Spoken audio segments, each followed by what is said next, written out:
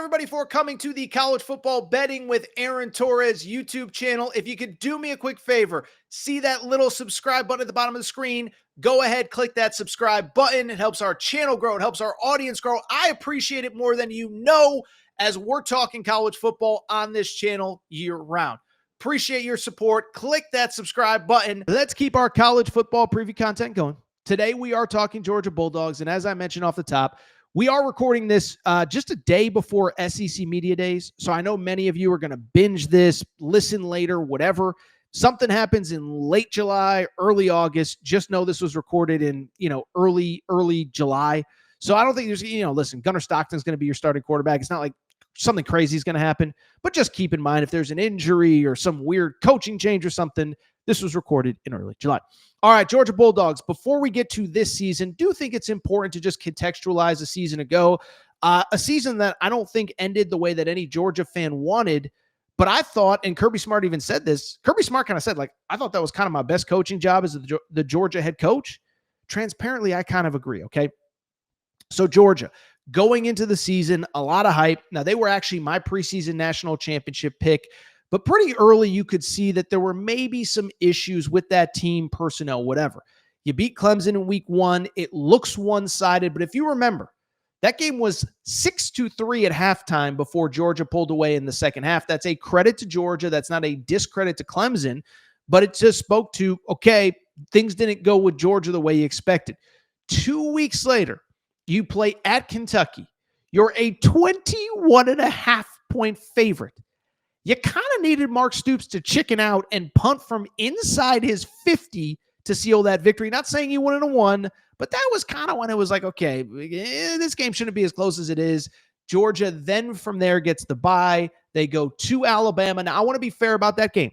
Alabama won. It was one-sided early. To Georgia's credit, they came back, easily could have won that game. What was it, 30-7 at one point before Georgia rallies, takes the 34 to whatever it was, 34-34. Ryan Williams, of course, has that catch, ball game, whatever. From there, I thought Georgia quietly, I don't want to say turned a corner, but figured things out. You beat Auburn at home. You beat Mississippi State. You then go to Texas. And this was the moment where it was like, oh, Georgia, it wasn't pretty against Kentucky. You lose to Alabama. Georgia's going to be just fine. They not only go to Texas, but we all remember that game. I thought that was really a statement game for the Georgia Bulldogs of, Texas is the new shiny toy in the SEC. We're going to show them who kind of still runs this league. They get the win there. They beat Florida in Jacksonville just a couple weeks later. Then you do lose to Ole Miss on the road. Now, obviously, in this 12-team playoff era, it's not a crippling loss. You end up beating Tennessee. You end up beating Georgia Tech in 7 overtimes, another game where I think most people remember where they were on Black Friday. And then you go to the SEC championship game, and you get Texas again. Weird game, of course, which launched 1,000 conversations. You lose Carson Beck, but you do get the victory with Gunnar Stockton. You go to the college football playoff. You get the bye. You do lose your opener to Notre Dame. Now, I don't think that was any crazy indictment on Georgia. I just thought, one, all 4 teams that had the bye ended up losing in their opener. But then 2, also, again, I think it speaks to that was an inherently flawed team. They did have issues. They didn't run the ball well all year. Too many wide receiver drops. Carson Beck, did he regress or was just the O-line not as good? Whatever. But Georgia's season ends in New Orleans, January 2nd, I guess, because of the delay in the game. And that was it. But as Kirby Smart said, Kirby Smart said, he said, I thought it was one of my best coaching jobs. Yeah. Considering you had to play at Texas, at Bama, and at Ole Miss, I would say winning the SEC is pretty good, even if it doesn't result in a national championship. All right, let's stop wasting time. Let's get to this season, what you need to know. I think the big thing, one, obviously Georgia's always going to lose a lot of talent to the NFL. 13 guys drafted, Mikael Williams, Jalen Walker, Malachi Starks, on and on. Certainly a lot of intriguing talent still in the program. And do think it starts on offense. Do think it starts at the quarterback position with Gunnar Stockton. Listen, any of these schools, whether it's Alabama, whether it's certainly Texas with Arch Manning, Ohio State with Julian Sayin, there's going to be new names, new faces, even at quarterback. But come on, Gunnar Stockton was a 5-star that could have gone anywhere, appeared in 5 games last year. I thought he really, considering everything, looked very calm in that SEC championship game win over Texas. They do lose to Notre Dame. That was not his fault. When you have basically 2 special teams turnover, 2 special teams touchdowns allowed, one you fumble the ball, they score, you give up a kickoff return to start the second half. That's not on the quarterback. But I thought he showed well. I thought he played well. I thought he was confident and threw for over 300 yards at Georgia's spring game. Of course, 17 of 34 passing. You'd like that stat to be a little bit better.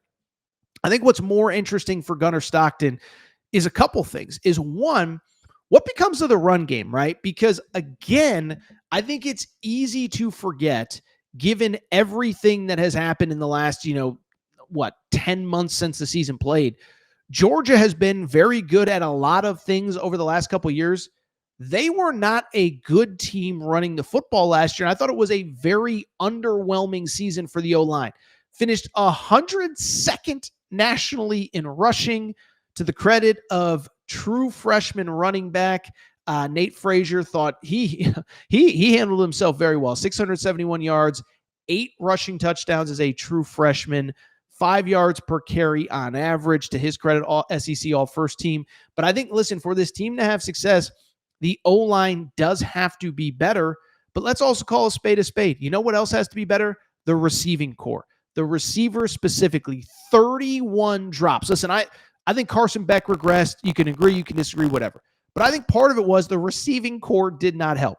Well, we'll get to the receivers in a minute, but since they are on the screen, we might as well mention the two tight ends. Oscar Delp, Lawson Lucky, 21 catches for Oscar Delp, 21 catches with 4 touchdowns. Lawson Lucky, 24 catches, 3 touchdowns. And then thought Kirby Smart did a very good job of upgrading in the transfer portal. Listen, Georgia is not a team that is going to take 25 guys in the transfer. They don't have to. They're a well-run program. Guys get developed, etc. But there was clearly a hole at wide receiver. So you do get back Dylan Bell. But then on top of that, you make 2 very, I think, savvy moves in the portal. One, you get Zachariah Branch. Now, I'll be honest. Listen, I live in L.A. I think Zachariah Branch was a little bit more of sizzle than steak over the last 2 years. Very good, actually, believe it or not. He's probably better as a return man. 774 yards, 2 TDs in the return game as a true freshman. But as a receiver, 47 catches, 503 yards, 1 touchdown a season ago. Now, maybe that's on Lincoln Riley. Maybe that's on Miller Moss, the quarterback. I don't know. But I think he's still better in concept as a receiver than what the production would indicate. But he's a great return man. I would expect him to be doing quite a bit on special teams. And then Noah Thomas comes in from Texas A&M. 39 catches, 574 yards, 8 touchdowns last year. 29 catches in 2023. That was, of course, the crazy season where Jimbo Fisher gets fired. But Noah Thomas, I thought, has been very good. He's that big body receiver that you miss. So Gunnar Stockton definitely will have some more weapons than a year ago. I think, again, with the offense, the big question comes down to, can the O-line be better? Ernest Green III, really the only returning starter, although that's, that's a little bit misleading because you have guys all over that offensive line that started games, even if they don't necessarily aren't considered starters. Let's get to the defense. Thought it was a good defensive group. I don't think it was a great defensive group by Georgia standards. Now, maybe by somebody else's standards it would be, but, solid defense across the board. Did lose a lot, but did return a lot because when you recruit like Georgia, there's always going to be talent. We know the talent that was lost through the draft, as mentioned. Mykel Williams on the defensive line, Jalen Walker at linebacker, Malachi Starks in the defensive backfield. Plenty still returning on the defensive front. It's kind of interesting. This was kind of a thing that was a discussion this point last year, which was, do they have the depth and the experience on the D-line that they have in the past? Well, Christian Miller is back, 27 tackles, 3.5 TFLs a year ago. I'll be curious. I do think on the defensive front, they did sign 2 5-stars, Elijah Griffin out of Savannah, Georgia, Isaiah Gibson out of Warner Robins, Georgia. Are those 2 guys that could see snaps early? I would assume. Again, we'll have more information as the summer goes on. We're recording before SEC Media Days, but not as much depth as you would expect at Georgia. outside of those guys that I've mentioned, although it is worth noting, like I said, Christian Miller is back. There's a couple other intriguing names to know on that defensive front. Jordan Hall is back as well. Linebacker group, I would argue is probably the strength. Again, just a lot of depth, a lot of talent. CJ Allen is back, second leading tackler from a year ago, 76 tackles, 3 TFLs, 1 INT, 4 PBUs as a linebacker. Not too shabby. In addition to him, Raylan Wilson, 47 tackles, 7 TFLs, 1.5 sack.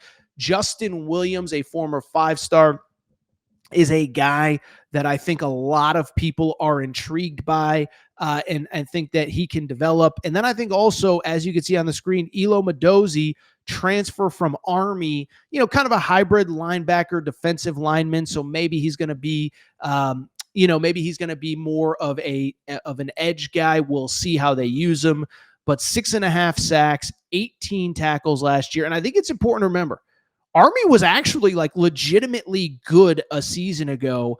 I'm not saying it's only because of him, but remember, they played for an AAC championship a season ago. He was part of, frankly, one of the best Army teams that we have seen in some time, as Elo Madozi transfers in from an Army team that ended up winning 12 games if you include the bowl game, again, playing for the AAC title. So plenty of talent across the board. I would say probably the secondary and the linebacker group are probably the depth of this team. Now, I didn't even mention some of the other guys in the secondary. Shame on me. I was so quick to talk about the schedule because I'm intrigued by it that I do want to mention the secondary. KJ Bolden, as you saw on the screen, former 5-star. Wild recruitment. Remember, he was committed to Florida State throughout the entire process, flips very late in the process, ends up being a freshman All-American, All-SEC freshman team, 40 solo tackles, 1 forced fumble, 1 INT. Dalen Everett is also back as well. Janelle Aguero will kind of be, again, a hybrid dude that plays both linebacker and in the secondary. All right, schedule. Let's talk about the schedule. It's weird. Again, we're going to talk about this with every SEC team. Like, there's no such thing as an easy SEC schedule.